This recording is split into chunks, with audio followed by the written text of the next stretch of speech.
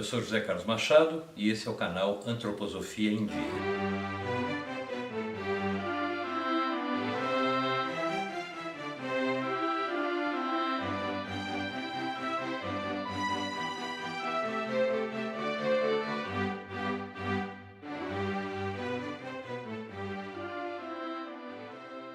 Uma criança faz uma arte.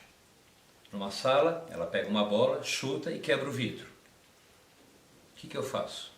Eu posso pegar essa criança, colocá-la de castigo. Vai ficar sem a bola, sem o seu videogame, sem isso, sem aquilo.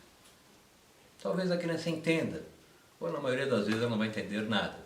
Ela percebe que fez alguma coisa errada, mas não participou do processo. Ela poderia ajudar a limpar os cacos de vidro, ela esperaria enquanto o pai pediria para um vidraceiro colocar o vidro, ela acompanharia todo esse processo. Apartá-la da situação não resolve. E as crianças fazem isso o tempo todo.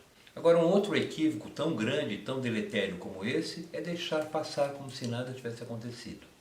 A criança precisa ter uma consequência. Nós temos que ter uma consequência. Do meu ponto de vista, deixá-la ficar sentada num banquinho para pensar no que fez é uma mera bobagem.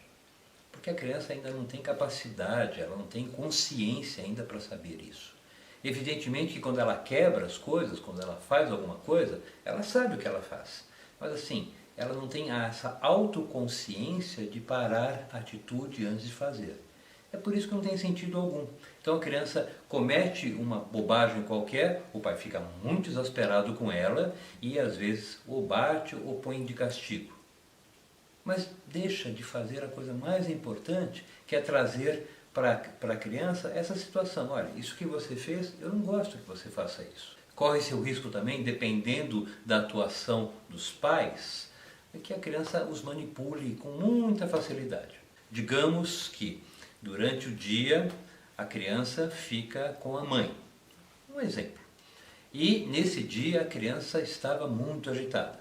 Ela brigou na escola, ela xingou a empregada, ela chutou o cachorro, desobedeceu a mãe durante o dia todo. E a mãe, que ficou esse tempo todo nessa passionalidade, ela sentiu isso da criança, ela fica desesperada. Então ela chega e, um último recurso, ela fala: eu vou falar tudo para o seu pai quando ele chegar. O pai chega e, completamente longe dessa vivência emocional, ele não passou por nada disso. Então tem duas situações curiosas. Vamos imaginar que o pai chega, a mãe está desesperada para falar com o pai e fala assim: olha, o seu filho, é engraçado que agora é o filho dele, né? O seu filho fez isso. E a criança, ela fica na expectativa de ver qual vai ser a reação do pai. E vamos dizer que o pai tem uma atitude completamente blasé, benevolente, fala: ah, meu filho, que feio, não faça isso. Tá bom, filhão, dá um abraço, pede desculpa para a mamãe, alguma coisa desse tipo. E completamente solapa a autoridade da mãe. Mas vamos imaginar uma outra situação onde essa parelha, pai e mãe, ficam muito próximos, que já existe um combinado anterior, e o pai, quando vê essa situação e ouve isso, ele fala: o que você fez com a sua mãe? Tipo assim, ele se posiciona frontalmente contra a criança, mas assim, exatamente do lado da mãe. E a criança percebe nesse jogo de cena que o casal está unido. Então isso é interessante, mas isso também precisa ser conversado antes, porque a maioria das vezes acontecem situações que nos pegam de surpresa. Se a gente sempre corta, o mundo fica muito inviável para a criança, porque nada pode ser feito. Mas se a gente também deixa elas fazerem tudo e elas têm a voz de comando e é assim mesmo, assim vai, é difícil. Né? Talvez essa criança não fique muito preparada para viver no mundo fora da nossa casa, porque ela mexe em tudo, ela pega tudo, ela está acostumada a isso. E quando vai para a casa dos outros, em outros ambientes sociais, ela vai repetir isso. Mas aí como é que faz? A pessoa de fora não é obrigada a aceitar isso e vai fazer os cortes, que ela não teve isso em casa.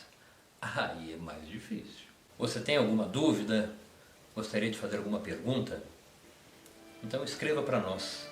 E não deixe de nos acompanhar no YouTube, no Instagram e no Facebook. Até a próxima!